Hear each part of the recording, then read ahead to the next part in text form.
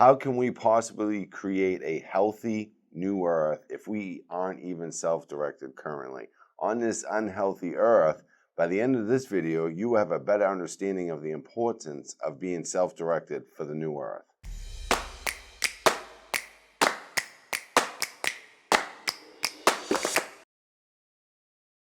Hey, it's Todd Nanner, and welcome to another webcast from LifeQuest Institute, your guide to the new earth. Here is a little background information for today's episode. As the shift in consciousness accelerates, means being responsible for the life we want to create as well as the life we want to see. The shift is not all love and light like we would like it to be. That would be ignorant to believe that. There is work to be done to co-create the new earth in a healthy way. The operative word here is to co-create, which requires leaders, and we can all be leaders in one aspect or many. If we continue on the path we are on now, we will always get what we have always gotten. And what we currently have is an unhealthy earth. That's probably not what you wanted to hear. But we all need to step up for true change to happen. So let's jump right into it, Anna. Are you ready? I'm ready. Okay. Happy to be here. All Whoop, right. whoop, whoop, whoop, whoop. A little different on the time Yeah. frame here. We're Yes. here bright-eyed and early. The sun is just coming up. No, this is good. This is important. These are things that we need to know. We can't repeat what we've always done. Right. You know, how good is that going to be for us? The definition of insanity. Yeah, right? Yes. Mm-hmm. Usually we start with a definition, but, but we don't have one today. Yes. But that was a good one. Okay, so to begin with, most individuals are not accustomed to being self-directed, and that's what this podcast is all about, webcast is all about.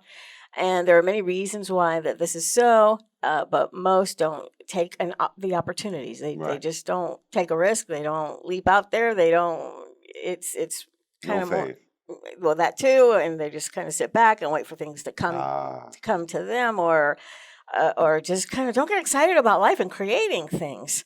And they would rather be given to the directions, and they've always been given directions. Right. It's been handed to them. It's what they're used to. It's what we are used to. I had to get myself out of that little square life too. And it may have something to do with beginning life as the infant. We're this big, and we were loved, and we're coddled and doted upon. Yes. And this is, think about it, 3 months old, 3 days old, 12 months old, to 10, 22. And at some point, the apron strings have to be cut.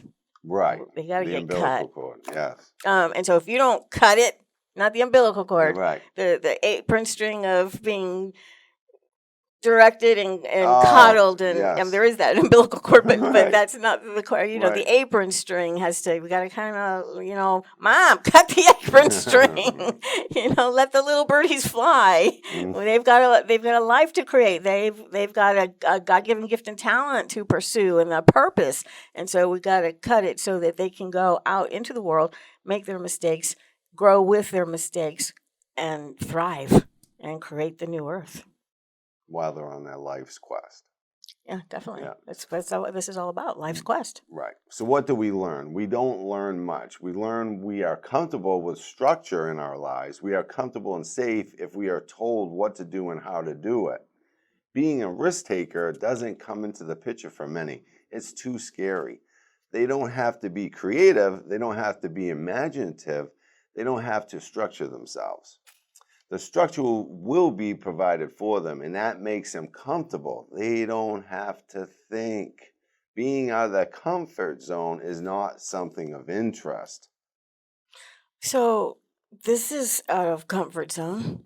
This is a risk taking. Right. So we can do it. You can do it. Not that you have to be doing webcasts, but there's something that needs to be done that you're kind of getting a nudge for, and we got to start doing it. So let's talk about the new earth for a minute. Okay, so why is it important to be self-directed, especially for the new earth? We got to be more motivated, self-motivated, and this being self-directed prepares individuals to be capable of facing any kind of dilemma, any kind of challenge of all kinds. We're better equipped because we're sparking, everything's sparking up here to get to answers and solutions. And there's some major benefits of being self-directed that we deny ourselves. There's the personal control and freedom to create whatever you want every single day. You get a clean slate, create whatever you want. And when you are self-directed, um, when you, I guess, well, maybe more importantly, when you aren't self-directed by someone else, you're totally left to your own devices to share your talent, your gifts. Your wit comes into the picture. Your cleverness can come into the insights, brawn, brain, savvy. It can all come into the picture. So, the all-important skills for the new earth. You can rely and trust your values and beliefs. Remember, you're never going to, create a disservice to yourself, right? You got to learn to trust yourself. You never betray yourself. You are independent. You are your own advice expert. That would mean seeking guidance from your inner self, your spirit. Your spirit is trying to guide you back to that, to the acquaintance of your, of your physical self. So the whole aspect of the shift in consciousness is to be reacquainted with our spiritual self. So you need to trust that. There are no external controllers, even though we hear a lot about the deep state and the cabal and all that. They really have no power over you. No one is constrained within their creativity. You're not constrained, through your creativity. Yeah, you have free range. Correct. All right, these are all the ingredients of creating your life, of being on your life's quest, developing your God-given gifts and talents to give back to the new earth. Yeah, important. Any and all is of your ingenuity is left up to you. That's the mark of true freedom. Right. You get to create. And sometimes we have to listen. Sometimes we have to do what is good for the collective and come up with solutions and stuff. But in all reality, Right. we get to just create. And use your discernment with all this. Oh, of course.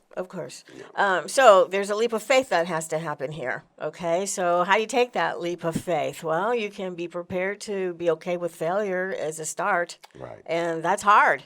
It's hard to do, to just take that leap and F up, if you will. Right. But you learn from that mistake, and then you'll self-coordinate, right? So you just restructure your path. Failing is just feedback coming back. That's a really good way to look at it. Yeah. So get the feedback. Get a lot of it. Right. At the end of the day, put a check mark in the air. How many feedbacks did I get? Not enough. Right. Keep going. Okay, so then other things you can do is believe and trust yourself, regardless of the mistakes. You can always pivot. You can always like you said, you redirect. Right. You can bounce. You can go another direction. A lot of different things that you can do to kind of recognize you're off the path and to get back on it. Right. Yeah, it's almost like it's that pencil thing. So your problem or whatever, you're holding that pencil and you're looking at it, really just relax. Drop the pen. Pivot. It matters not. All right, so beware of your self-talk. Keep your attitude in an upward spiral. You want to vibe high. You want to be your own motivator, your own cheerleader. Anything a parental figure would say to encourage you, say that to yourself. Know that whatever challenges come up, you have the wherewithal to handle it. Whether you seek help, or ask for advice. Yeah, it's important to stay high in your creating, because I think we all know that when we're not, things don't work out well. We drop things, we break things, it doesn't come together. Right, because the universe works in vibration. So if you're vibing high, you're vibrating high. Good things will come into your life. Now, source, divine, is very abstract. So it will send to whatever you're vibing. Now, you might not be able to match it up to your thoughts, but the reality is you are getting what you are vibing. Good and bad. I don't want to say bad. Good and not so good. Right. It's never bad. It's to learn from. So these are all things to consider to learn how to be self-directed. Yes. And okay, so what about making a plan? What goals do you have? Have you thought about goals? Do you shoot for goals? If you don't have one, you can't shoot for one. So find ways to get and stay excited.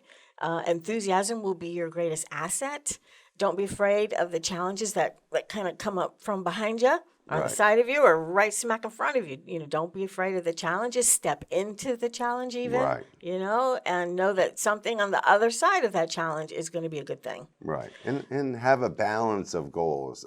Try to look at the holistic areas: physical, mental, spiritual, emotional, social, right? So if you don't just chase your physical goals, whether that might be a new career or what have you, you want to have the balance of eating right too, and meditating, and getting out socially and emotionally, Well-rounded. Correct. Okay. So to summarize this webcast, here are the different areas of being self-directed that we talked about.